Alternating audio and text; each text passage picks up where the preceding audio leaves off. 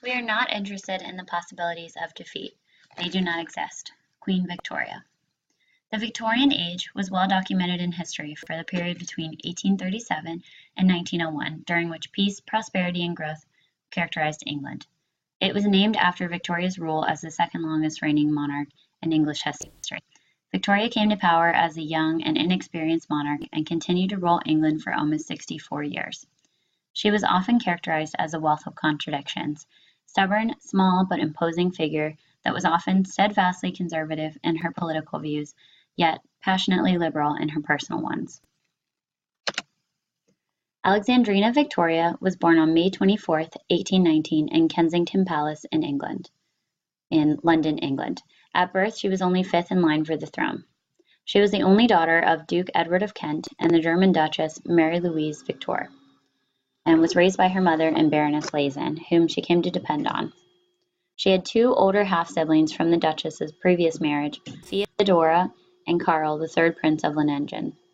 Victoria was baptized on June 24, 1819, but her father passed within a year of her birth.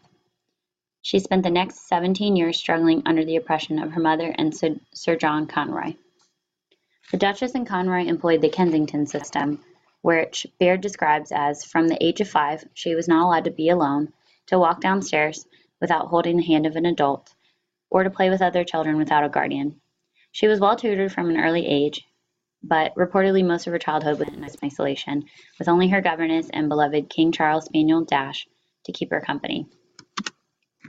When Victoria's uncle William died on June 20, 1837, she succeeded the throne at only 18 years old. She took her new duties very seriously and opened her first Parliament reading on her own speech on November 20, 1837. Her coronation was held on June 28, 1838. Her first prime minister was the older Whig Lord Melbourne, and she came to rely on his advice, often spending evenings in his company. Her popularity as queen did plummet in her first and second year due to her close attachments to Lord M and an incident with her mother's Lady Flora Hastings. While Victoria weathered the early years of her reign, she was also being pressured to marry since it was believed that the queen shouldn't rule alone.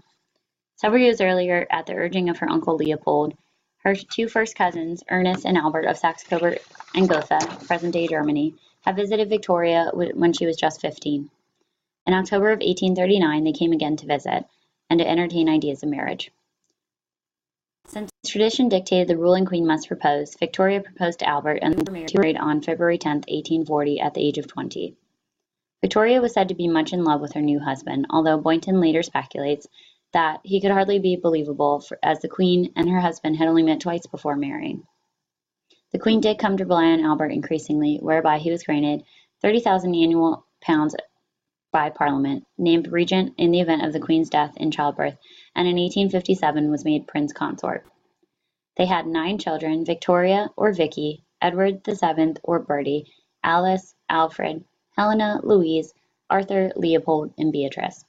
Bertie succeeded Victoria to the throne, and her children would go on to marry into royal families throughout England, Spain, and Germany, including other parts of Europe as well. She had a total of 9 children, 42 grandchildren, and 37 great-grandchildren, which earned her the nickname the Grandmother of Europe. During her reign, the United Kingdom was known as a constitutional monarch and moved away from direct political power by the sovereign. Aurora writes that the role of the constitutional monarch was to be above politics and a figurehead for the people. While Victoria identified herself as Whig, overall the Queen tended to lean conservative in her political views, and Baird writes she did take a more liberal view when it came to the rights of the poor and marriage below one station. Windsor Castle was the official residence of the royal family during Victoria's reign. However, she was the first monarch to officially live in Buckingham Palace, which her uncle had purchased prior to her ruling. They also had 2 private residences. The first was Osborne House in Isle of Wight, purchased in 1845, and the second was Balmoral Castle in Scotland, which Albert purchased for Victoria as a gift in 1852. Alfred was not well known for his sociability, but he was very active in politics, science, and the arts, as well as trade and other industries. He was remembered for the Great Exhibition in 1851, in which he and Henry Cole organized and erected a great hall called the Crystal Palace in which they showcased different works of industry from around the nations and displayed latest inventions and innovations from around the world. In 1861, he died at the relatively young age of 42.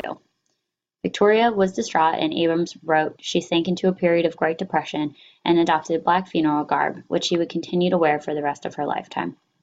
Until the late 1860s, she remained in mourning and rarely appeared in public, only to open Parliament in person twice, once in 1866 and 1867. She also supported peace and reconciliation towards foreign policy, and Baird writes she encouraged her ministers not to intervene in either the Prussia-Denmark War or the Franco-German War. She backed several laws to move towards a more inclusive electoral college and became Empress of India in 1877 under the Royal Titles Act. The nation celebrated both the Golden and Diamond Jubilees as her 50th and 60th anniversary of her ascension to the throne. Victoria was active in her later years and made an official public visit to Ireland in 1901 and toured troops and hospitals during the Boer War. She was very active in her children's lives and was extremely attached to her youngest daughter Beatrice and Beatrice's husband, Henry of Battenberg, who she affectionately called Lyco. She also developed several deep attachments to male attendants, including John Brown, a previous servant of Albert, Sir James Reed, her physician later in life, and Abdul Karim, her munchie or teacher when she was in India. Victoria's reign was nearly 64 years. She was the second longest reigning monarch in British history and was only surpassed more recently by Queen Elizabeth II. She died on January 22, 1901, at the age of 81 at Osborne House, and is buried alongside Prince Albert in Windsor at the Frogmore Royal Mausoleum. Per her wishes, she was buried in a white dress and her wedding veil, and was bedecked in military regalia befitting the Order of the Garter. It was obvious that a lot of changes occurred for Victoria during her time as queen. Baird writes, when Victoria was born, food was cooked in open fireplaces, horses carried messages, half the population was illiterate, and a narrow band of property owners were the only ones with political power. By the end of her life in 1901, people traveled by subway, telegraph shot messages across oceans, education was compulsory, and women had some basic rights. Above the mausoleum doors are inscribed words dictated to Victoria prior to her death. Farewell, best beloved, here at last I shall rise with thee in Christ I shall rise again.